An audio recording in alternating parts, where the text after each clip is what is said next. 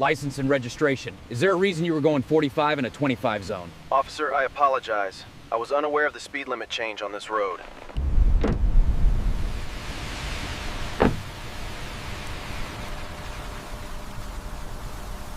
Rain slicked the asphalt like glass. Streetlights blurred into halos around Officer Daniels' patrol car, its siren off but red and blue lights flashing silently. Marcus Ellis gripped the steering wheel of his black sedan, the navy leather coat under his fingers. He had just left a late-night shift at the hospital, a double shift filled with trauma and exhaustion, and all he wanted was a warm glow of home. License and registration. The voice barked, startling Marcus out of his fog of fatigue. The officer's face was shadowed under the brim of his hat, eyes narrowing. Marcus obeyed, sliding his ID through the rain-streaked window. He sensed it before he saw it. The sharp edge in the officer's tone, the way his gaze lingered too long on Marcus' hands, the car's interior, even his posture, small but loaded judgments, invisible to white drivers, but obvious to him. Mind explaining why you were swerving back there? Daniels asked. His voice carried something heavier than curiosity. Suspicion. Condescension. Threat. I'm tired, officer. Just finished my shift. Marcus replied evenly, though his chest tightened. Daniel's lips twitched into a smirk. Funny how tired people like you always end up driving alone at night. Step out of the car. The words landed like a hammer. Marcus froze, the world narrowing to the officer's rigid silhouette, the rain hammering the roof, the chill crawling under his skin. He opened his mouth to explain, but one glance at Daniel's hand on the holster told him, tonight, no rank, no medals, no retirement mattered, only skin. Marcus' pulse spiked as the officer reached for the door. He realized, too late, that the stop could spiral into something irreversible. Rain hammered the windshield in a steady drum, turning the dark highway into a slick ribbon of reflections. Marcus Ellis' hands tightened on the steering wheel. He'd finished a 12-hour shift at Mercer General Hospital. Blood, pain, endless faces that blurred into one another, and all he wanted was a warm glow of his apartment. He didn't notice the headlights flashing behind him until they reflected off the rain-soaked asphalt. A patrol car pulled up, sirens silent, but lights flashing in red and blue patterns that made his chest tighten. Marcus exhaled slowly, sliding his license across the dashboard as the officer's silhouette appeared in the doorway. License and registration. The officer said, voice sharp, clipped. Marcus nodded, careful, deliberate. Evening, officer. Here's my license and registration. The man's eyes lingered too long on Marcus' hands, his posture, his seatbelt. Suspicion dripped from every syllable. You were swerving back there, the officer said. Mind explaining that? Marcus' pulse ticked upward. I'm tired. Just finished my shift. The officer smirked. Funny how tired people like you always drive alone at night. Step out of the car. Marcus froze. The rain blurred into streaks of light. Step out of the car? His training, his discipline, all the medals and rank he had earned in the Navy meant nothing here. Only skin. Only assumptions. He opened his mouth, planning his words carefully, but the officer's hand on the holster froze him mid-sentence. The air grew thicker, charged, almost electric. Marcus' chest tightened. He felt the injustice before he even felt fear, the slow, cold recognition of vulnerability, exposure. The officer's gaze was a wall. A single thought solidified in Marcus' mind. One wrong move, and none of his years, none of his service, none of his integrity would matter. Rain fell harder. The patrol car's lights pulsed against his eyes. Marcus' fingers hovered over the door handle. And then the officer leaned closer, voice low, almost casual. You think you're special, don't you? The words cut sharper than any blade. Marcus swallowed. The night stretched, waiting, silent, waiting to decide his fate. The fluorescent lights of the precinct buzzed overhead, harsh and sterile. Marcus Ellis followed Officer Daniels down the linoleum corridor, the smell of disinfectant and coffee clinging to the air. He kept his hands visible, palms open, chest rising and falling with careful control. He had been in high-pressure situations before, combat, medical crises, but this felt different, personal, unjust. Daniels didn't speak as he guided Marcus into a small interrogation room. The table was cold metal, the chair pressed against his back like a punishment. The officer gestured toward it. Sit. Marcus obeyed, every movement measured. Officer, may I ask why I'm being detained? Daniels leaned back in his chair, one booted foot resting on the other. We have reports of suspicious activity. You were swerving. Didn't look right. Marcus' jaw tightened. I told you, I just finished a 12-hour shift at the hospital. I'm exhausted. That's all. The officer's smirk widened. Yeah, sure. Tired. You know, people like you always have excuses. Marcus felt the familiar sting of invisibility, the erasure of all his accomplishments. Years as a Navy commander, medals, service, discipline, all ignored. In this room, he was just a black man. Another officer entered, clipboard in hand. His cooperative, sir. Daniels waved him away. We'll see. His gaze returned to Marcus, sharp, searching. Mind if I ask, what do you do? Where do you work? Marcus responded evenly. I'm a trauma nurse. Mercy General Hospital. Night shift. The other officer raised an eyebrow. Trauma nurse, huh? And you're driving around alone at this hour? Marcus' fingers drummed lightly on the table. Yes. Does that violate any law? Daniels leaned forward. Not a law, but patterns matter. You know how it is. People like you. His words trailed off. He didn't finish the sentence. He didn't need to. Marcus felt the accusation settle in the room like a fog. A security camera feed flickered on a monitor across the room. Marcus recognized the hallways. He passed them a dozen times as a volunteer at the hospital. The footage contradicted Daniels' claims. He had stayed in his lane. His tires had barely kissed a white line. I think you might want to check that footage before accusing me further, Marcus said quietly, each word deliberate. Daniels laughed, a sharp, humorless sound.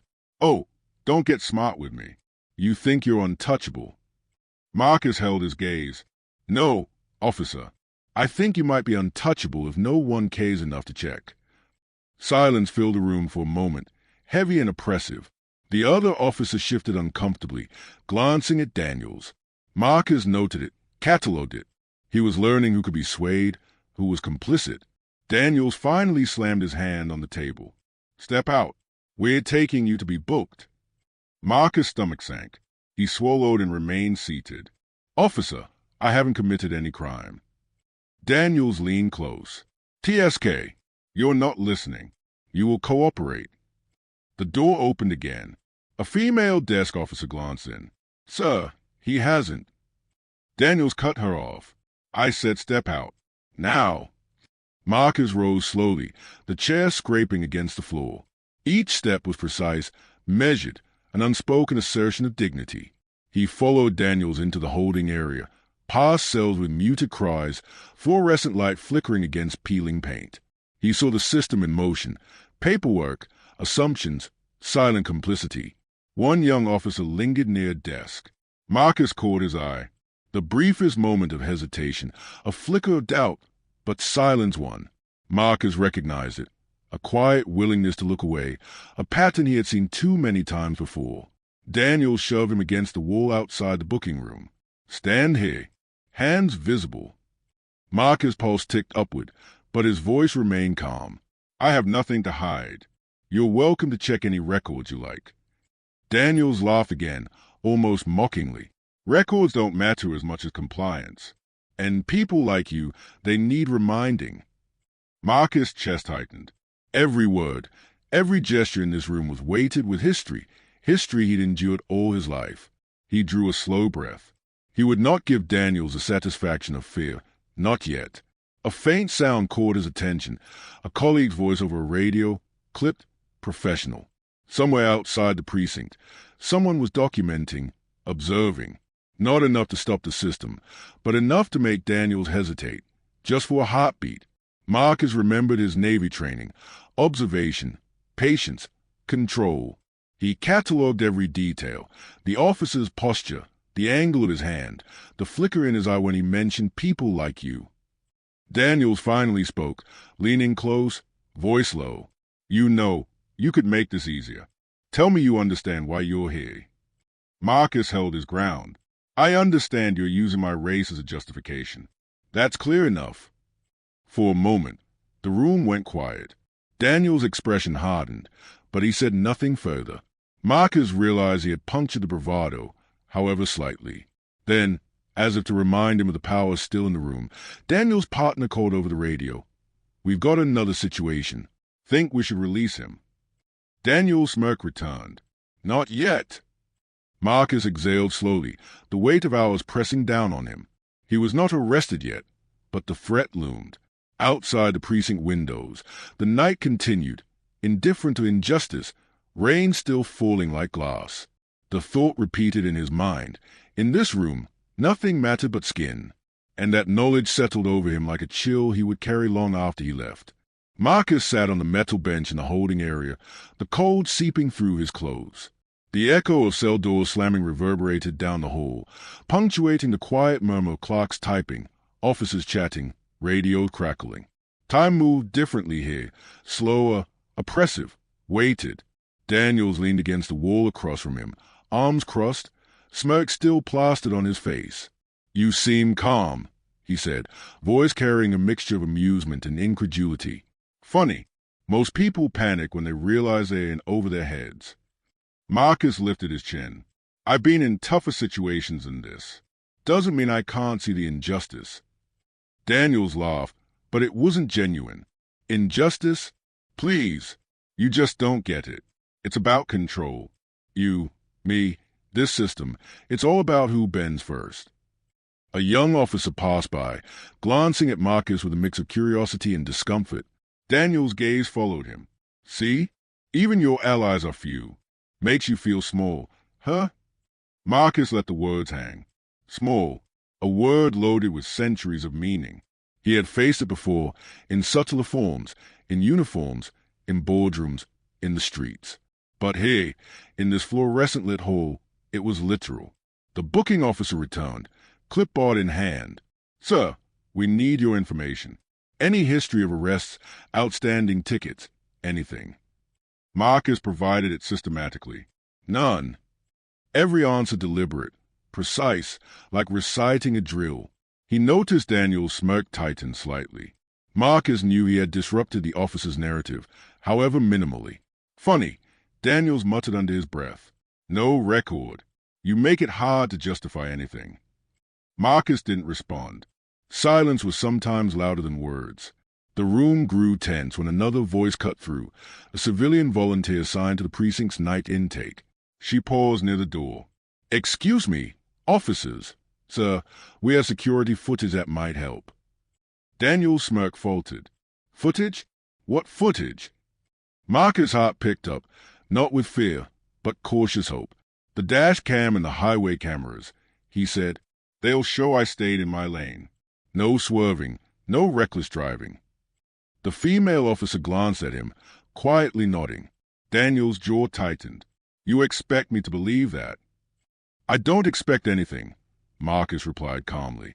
I expect truth to be considered, not assumptions based on my skin color. Daniel's smirk vanished entirely. He stared for a long moment, then laughed, but the sound lacked its earlier confidence. You think you're untouchable with your Navy stories and hospital job? You think the world owes you respect? Marcus leaned forward, voice steady but firm. I don't want respect for service. I want fairness. I want my life, my dignity, to be weighed, not ignored because of assumptions you refuse to question. A pause. Daniel's eyes flickered toward the security monitor. For a second, the facade cracked. Marcus noticed, catalogued. Even the small cracks in power were meaningful. The young officer from earlier approached, hesitant. So, maybe we should review the footage before proceeding with booking. Daniel's expression tightened, a mixture of anger and surprise. We'll see, he muttered, though the edge in his voice was gone. Marcus exhaled slowly, letting the tension in his shoulders ease just a fraction. But he knew the night was far from over. One officer's hesitation wasn't systemic justice. It was a momentary lapse in complicity. The clock on the wall ticked, loud in the quiet room. Marcus could hear his own heartbeat. Every second felt like a statement. Patience, observation, endurance. Then Daniels leaned closer, voice dropping. Don't get too comfortable. This isn't over.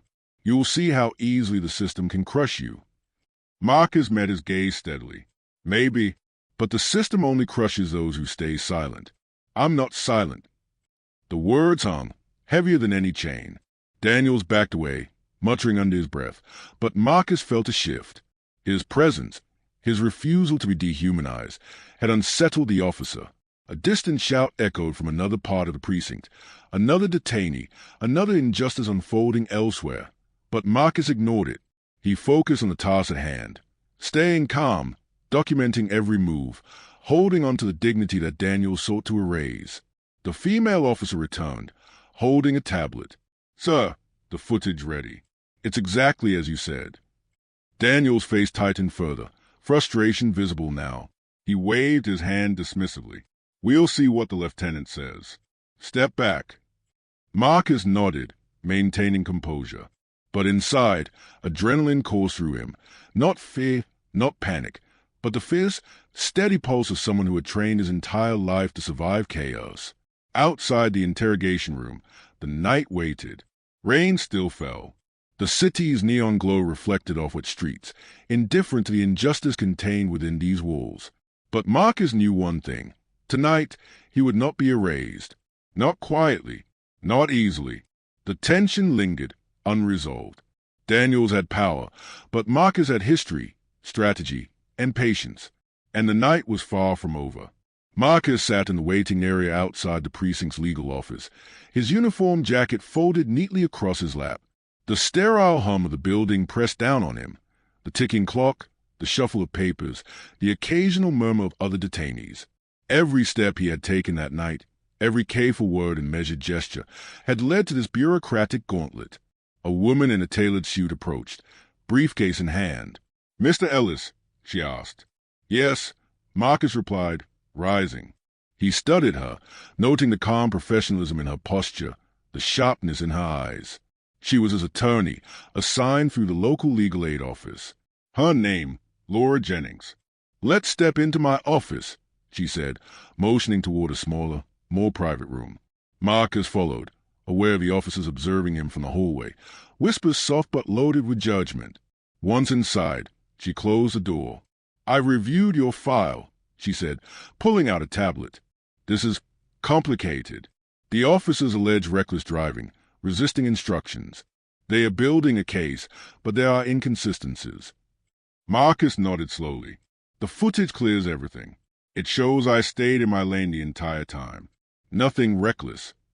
Laura frowned. Footage helps, but the issue isn't just evidence. It's perception. Officer Daniels has influence, and the department has a history of defending its own. You're up against more than just him. Marcus exhaled.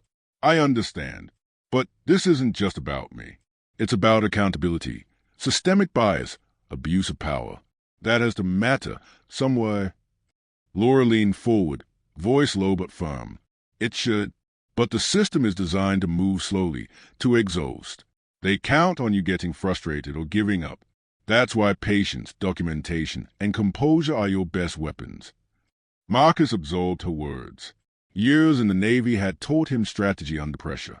Now, it wasn't bullets or missions, it was bureaucracy, prejudice, and legal maneuvering. We can request bail, Laura continued. But given the officer's statements in your race, they are likely to argue you're a flight risk or a threat. Marcus' jaw tightened. Flight risk? I live 10 minutes from here.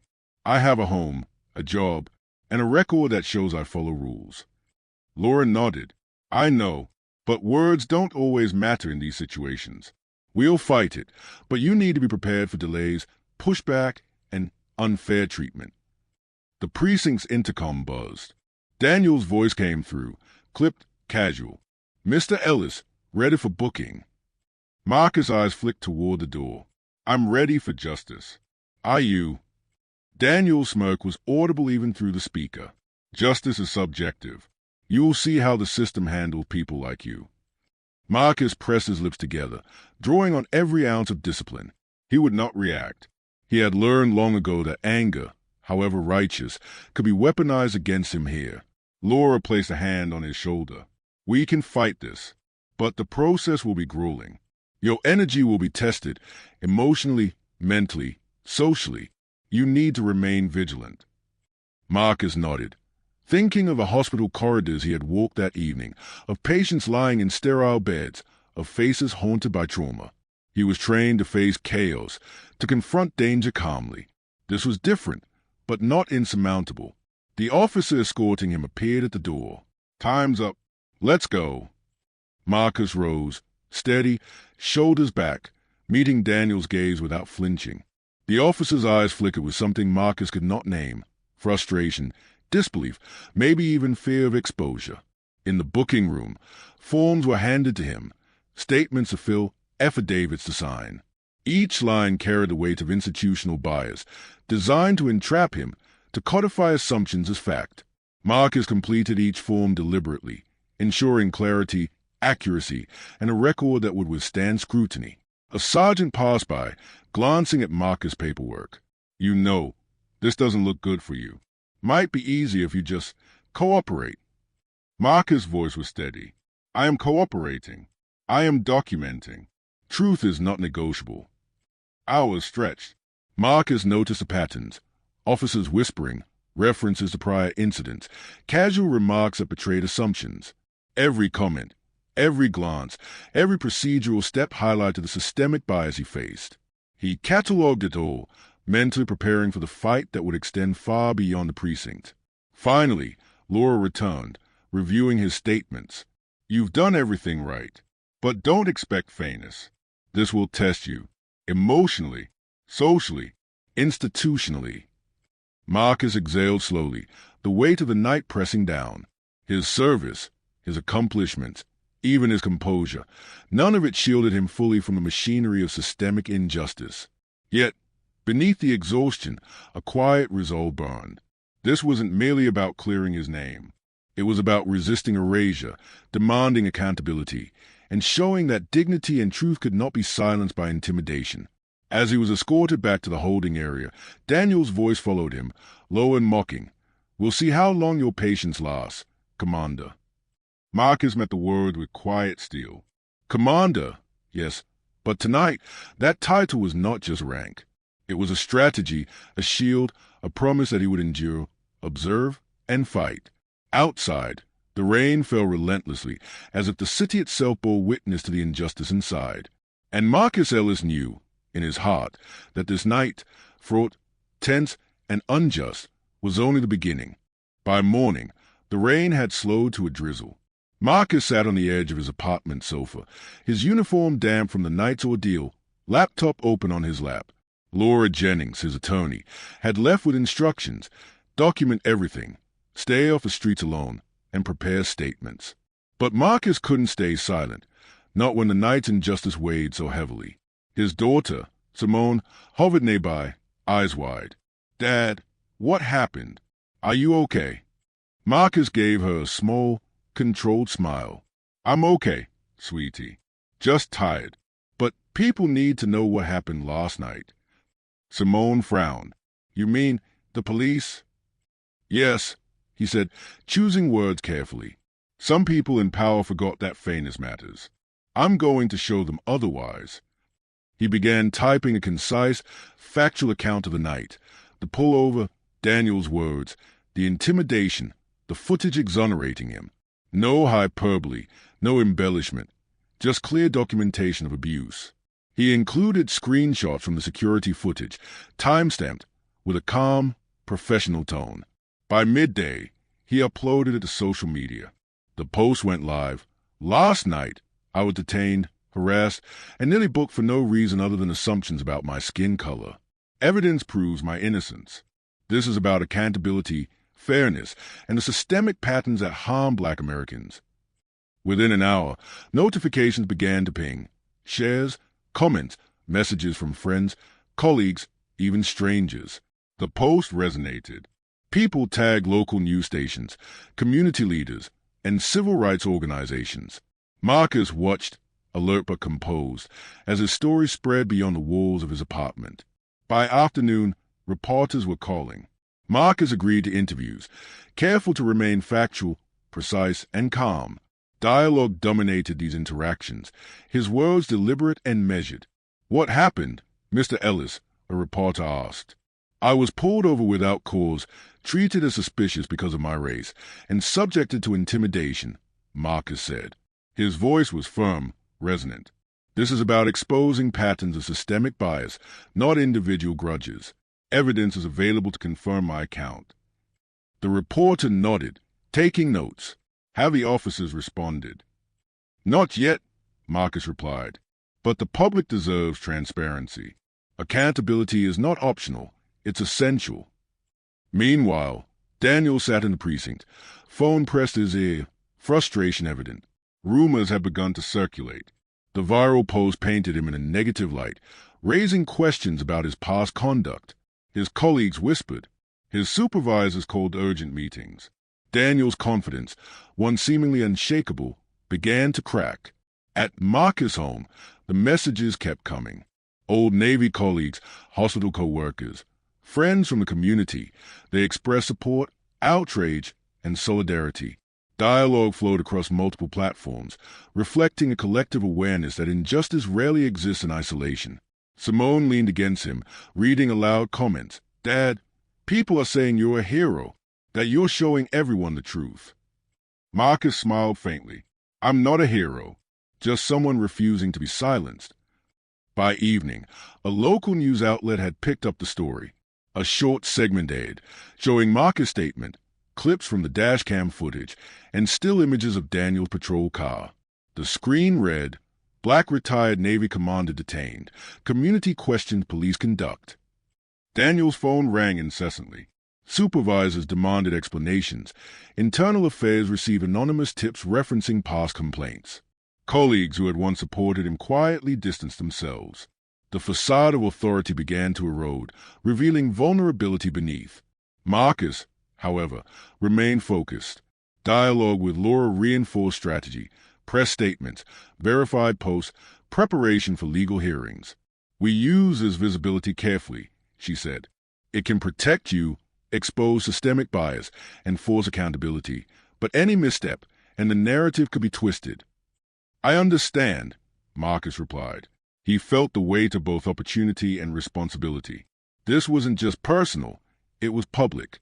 It was a test of resilience, composure, and moral authority. Late into the night, Marcus received an unexpected call from a former colleague in the police department. "Marcus, I don't know if this helps, but Daniels has a history," the voice said quietly. "Multiple complaints, none formally addressed. People are talking." Marcus' jaw tightened. "Thank you. That's exactly what I needed to know. Keep me informed." He hung up, feeling a mix of vindication and somber reflection. Justice, he realized, was not instantaneous. Exposure alone would not erase trauma or systemic injustice, but it was a step toward accountability. Before turning in, Marcus stood by the window, looking out at the wet streets glistening in neon reflections. Somewhere below, life continued, indifferent, bustling, unaware of the forces at play in this small apartment. Yet he knew his story had shifted something. The public eye was now on Daniels, and cracks in the officer's armor were widening. Marcus exhaled, shoulders heavy but steady.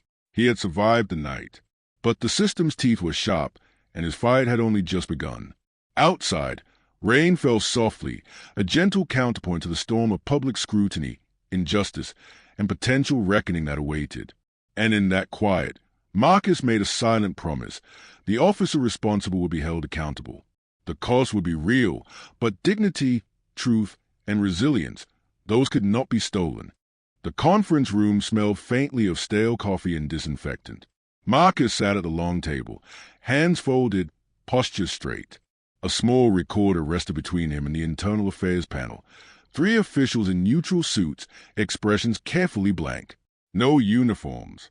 No visible authority, just the quiet machinery of the system evaluating one of its own. "Mr. Ellis," the woman in the center began, "we appreciate your cooperation. We'll begin with a few questions about the traffic stop." Marcus nodded. "I'm here to tell the truth. Nothing more, nothing less." The man to her right adjusted his glasses. Officer Daniels stated you appeared evasive and non-compliant. How do you respond to that? Marcus didn't hesitate. I complied with every instruction. I kept my hands visible. I answered every question calmly. The footage supports that. The woman tapped her pen. And his comment, "People like you?" Marcus' jaw tightened, just slightly. That phrase is a history. It doesn't need explanation. It signals assumption, not evidence. Silence followed. Heavy. Deliberate. Across the city, Officer Daniels sat in a separate room, leg bouncing uncontrollably. His union rep leaned close, whispering, "Stick to your statement. Don't editorialize." Daniels nodded, jaw clenched. "I followed procedure." An investigator looked up. "Procedure doesn't include profiling." Daniels scoffed. "I made a judgment call." "And that judgment," the investigator said evenly, "contradicts dashcam footage, bodycam audio, and witness statements." Daniels' mouth opened, then closed. For the first time, he had no clever response. Back in Marcus' room, the panel continued. "Mr. Ellis," the woman said, "you're aware this investigation could result in disciplinary action, possibly termination." Marcus' voice remained steady. "I'm aware. This was never about revenge. It's about accountability." The man with glasses leaned forward. "You're a retired Navy commander." "Yes." "Why didn't you disclose that immediately?" Marcus met his gaze. "Because my right shouldn't depend on my resume." The woman nodded once. That answer landed. Outside the building, reporters waited. Cameras whirred as Marcus stepped into the afternoon sun. Laura stood beside him, calm, composed. "Commander Ellis," someone shouted, "do you believe justice will be served?" Marcus paused. "Justice isn't a belief system. It's a process. And processes only work when people refuse to be silent." Another reporter pushed forward. "What do you say to those who claim this is being blown out of proportion?" Marcus looked directly into the lens. Discomfort is not injustice. Accountability is not an attack. This isn't about feelings. It's about facts. The clip aired that evening. Daniels watched from his couch, beer untouched on the table. The news anchor's voice was neutral, but the graphics were not. Internal Affairs confirmed pattern of complaints. His phone buzzed. A text from a colleague. IA's pulling old files. "It's not looking good." Daniels slammed the phone down. "This is ridiculous." His wife stood in the doorway, arms crossed. "Is it?" He toned. "What's that supposed to mean?" She hesitated. "You've come home angry for years, complaining about certain people. Maybe this time it caught up with you." The words hit harder than any headline. At the hospital, Marcus returned to work under quiet observation. Some co-workers hugged him. Others avoided eye contact. "You okay?" a nurse whispered. "I'm functioning," Marcus replied. Honest. Measured. Late that night, Laura called. Internal Affairs has placed Daniels on administrative leave. Without pay. Marcus closed his eyes. Relief flickered. Brief, complicated. "That's not the end," she added. "But it's a shift." Marcus sat at his kitchen table long after the call ended. The apartment was quiet. Too quiet. His hands trembled slightly as the adrenaline faded. He thought of the night of the stop. The lights. The tone. The way power had leaned in close and dared him to break. He hadn't. But survival wasn't free. Sleep came in fragments now. Sirens echoed in his dreams. His patience was steel, but steel fatigues. The next morning, a final notification appeared on his phone. Officer Daniels under formal review for conduct violations. Body cam released. Marcus stayed at the screen. This wasn't victory. It was consequence. And as the system finally turned its gaze inward, Marcus understood the truth most never saw. Justice doesn't roar. It grinds forward, slow, painful, and only because someone refuses to step aside. The courthouse smelled of polished wood, stale coffee, and tension. Marcus Ellis sat in the front row, his posture straight, hands clasped in his lap. The room hummed with whispers. Reporters, community members, and legal observers crowded the benches. Cameras flashed occasionally, but no lens could capture the quiet intensity of the moment. Daniels entered, escorted by his union representative. His uniform composure was gone. His stride, once confident, now carried a subtle hesitation.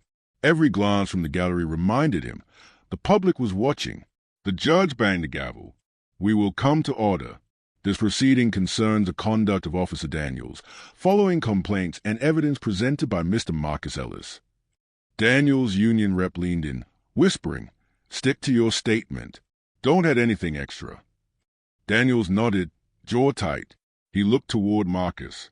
Recognition flitted across his eyes, anger, resentment, and perhaps fear. The prosecutor began.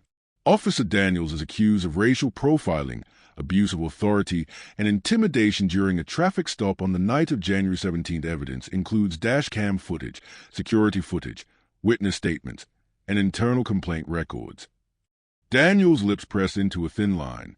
His hands gripped the table. Laura Jennings stood, calm, composed, and commanding attention. "Your Honor, Marcus Ellis has suffered emotional distress, professional disruption, and public scrutiny as a direct result of Officer Daniels' actions. Mr. Ellis is not seeking revenge, but accountability." Marcus remained silent, listening. His chest tightened with every word spoken. He had trained for high-stress situations in the Navy, but nothing prepared him for the slow, deliberate turning of institutional wheels. The judge called Daniels to the stand. Questions were precise, procedural. Every denial, every excuse, every attempt to shift blame was met with video evidence, timestamps, and witness accounts. Dialogue dominated the room, sharp, tense, exposing power and complicity. "Did you say, people like him?" the prosecutor asked. Daniels hesitated. "I may have." "And what did you mean by that?" The courtroom held its breath. It wasn't meant to," Daniels faltered. Laura interjected calmly. "Officer Daniels, it was meant." That statement reflects assumption, bias, and abuse of authority. Evidence corroborates Mr. Ellis' account. The murmurs grew louder. Daniels' colleagues shifted uneasily. His union rep's confidence faltered. The facade of control cracked, revealing the fragility beneath. Finally, the judge spoke. "Based on evidence, testimony, and internal complaints, Officer Daniels is hereby suspended without pay. Further disciplinary review is mandated, including possible termination." A sharp exhale passed through the courtroom. Marcus felt a weight lift, though only slightly. Justice had arrived, but at a cost: hours of stress, emotional upheaval, and personal risk. Outside, reporters surrounded Marcus. Cameras flashed. Microphones hovered. "Commander Ellis, how do you feel?" Marcus inhaled slowly. Relief, but not triumph. Justice isn't a feeling. It's a process. Today, the system acknowledged wrongdoing. But the work isn't done. These patterns, these assumptions, they persist. A reporter pressed further. "Do you think Daniels will face further consequences?" Marcus' eyes met the camera. "He will face the consequences that evidence and procedure demand. That's all any of us can ask." Back in his apartment, Marcus sat quietly. Simone approached, handing him a cup of tea. "Dad, it's over, right?" He smiled faintly, feeling the weight of accumulated exhaustion. "Over, partially. But the lessons, the awareness, they stay. That's the cost of holding power accountable." The phone buzzed. Messages of support from the Navy community, hospital colleagues, and activists poured in. Marcus read them slowly, carefully. Gratitude, solidarity, recognition, but also reminders of the larger fight. At night, Marcus lay in bed, replaying the events of the past weeks. He thought of Daniel's arrogance, the complacency of observers, the indifference of systems meant to protect citizens. The victory was tangible, yes, but the scars remained. Every invasive glance, every assumption, every subtle threat had left its mark. Yet he felt something else, too: resilience. The calm, measured pulse of someone who had endured, adapted, and acted. The knowledge that courage, measured, principled courage, could bend power even when slow to respond.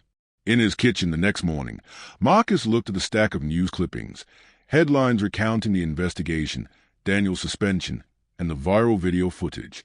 The story would fade from daily headlines, as these things do. But the precedent remained: a public servant, exposed and accountable, a man, once silenced, now heard. Simone leaned against the counter. "Do you think it will change anything?" Marcus considered. "Some things change slowly, but they change. Awareness spreads. People see. Patterns break, if enough refuse to look away." He turned back to the window, sunlight catching the wet pavement outside. Cars passed. Lives moved on.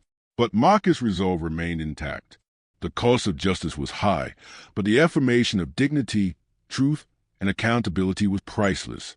And as he prepared for another shift at Mercy General, Marcus knew he carried more than medals or rank. He carried proof that standing firm against systemic injustice, even when alone, mattered. The apartment was quiet, save for the hum of the refrigerator and the occasional creak of settling wood.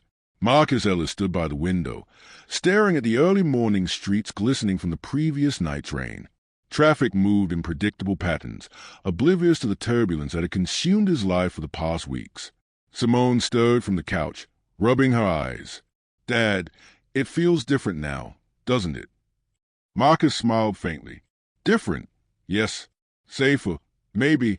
But change doesn't happen overnight. The system doesn't reset just because one officer faces consequences." She came closer, curiosity bright in her eyes. "So, what now? Do people know the truth?" "Yes," Marcus said. "Some do. Others will learn it in time. The important part is that we've set a precedent. Standing up matters. Speaking truth matters." The phone buzzed. Laura Jennings' name appeared on the screen. Marcus answered. "Morning, Marcus," she said. "Internal Affairs finalized their report. Daniels is officially terminated. His record will reflect the misconduct, and disciplinary measures will be enforced." A faint sense of closure touched Marcus' chest, but he didn't exhale just yet. "That's a result we wanted. But it doesn't erase the trauma, the fear, or the messages of bias he sent." Laura's voice was calm, reassuring. "No, it doesn't. That's part of the cost. But you acted with integrity, evidence, and restraint. You set an example others will follow." Marcus hung up and turned to Simone. "Life goes on, but vigilance never stops. Patterns of injustice will persist. We can't allow complacency to win." Later, he returned to Mercy General Hospital. The familiar corridors, the smell of antiseptic and coffee, the hum of machinery, these were his territory.